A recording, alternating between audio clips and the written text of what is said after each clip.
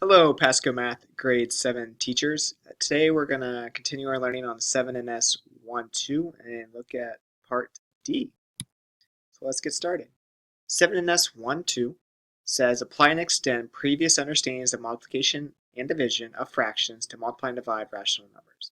Part D specifically says convert a rational number to a decimal using long division.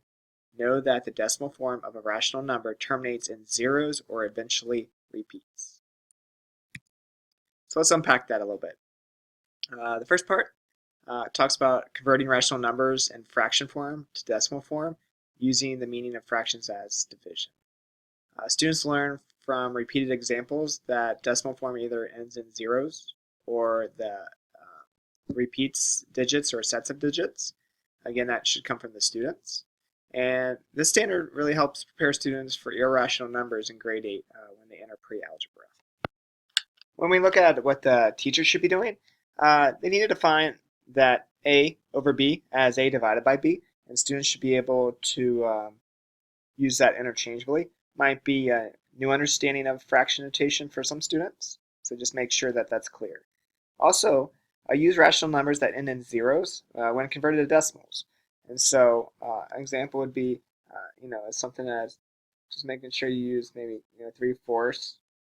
And that's what they do the division. Find out that would get to 0. Or it doesn't even have to be numbers less than 1. So make sure you mix it up because it does say rational numbers. So 33 halves. So we get 22. And so those would be some examples where it ends in zeros.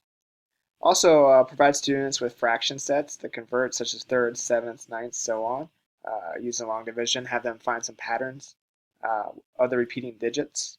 I know sevenths are always, students love those. Provide students opportunities to reflect on why they think the patterns are occurring in the thirds, sevenths, and so on, and opportunities might be in writing or in conversation.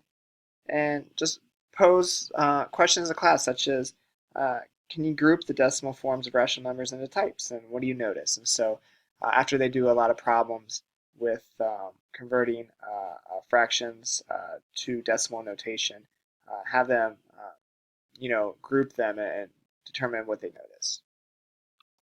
When looking at what the students should be doing, they need to use long division to convert rational numbers in fraction form to decimal form and explain why and how they know a long division quotient will repeat.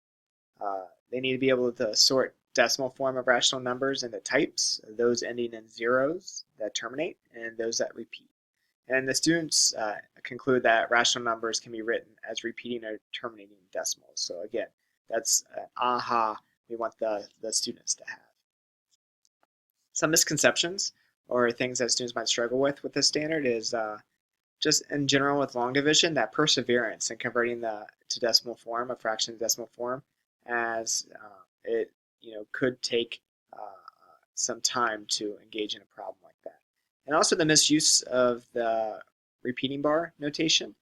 Some students, like a third, they might use it as 33/100ths repeating instead of the proper notation of 3/10ths repeating. So we want to make sure they don't misuse the repeat bar notation.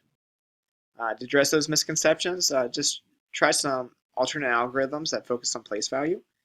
Provide calculators to allow students to check their work, and engage students in error analysis problems.